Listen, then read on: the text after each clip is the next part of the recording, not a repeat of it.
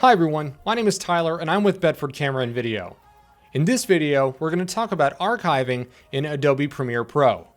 Archiving is the process of combining all of the assets that you've used in a video into one file. That way you can put it onto another hard drive or share it with another editor.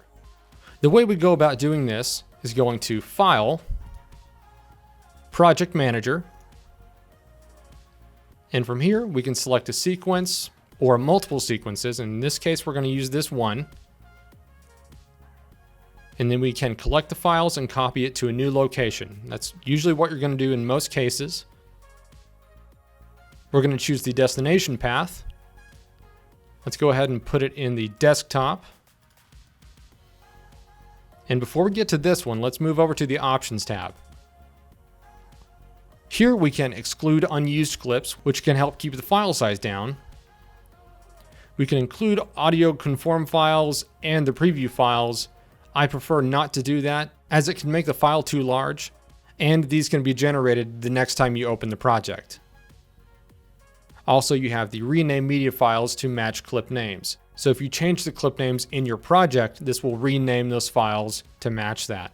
Now that we've made those changes, let's go down to disk space. First, it'll show you the available disk space on the hard drive, and then it will show you the original project size and the resulting project size. Since we've made some changes, it hasn't updated that. We need to press calculate to see that update.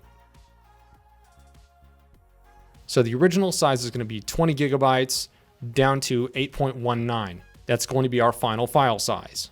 When you're ready for that, press OK. What this is doing is copying, not moving everything, it's copying files from multiple destinations into one file. And when it's finished with that process, we can go over to where we saved it, and now we can move just that one file. If you found this video helpful, give it a like and subscribe to our channel. Again, my name is Tyler with Bedford Camera and Video, and we'll see you next time.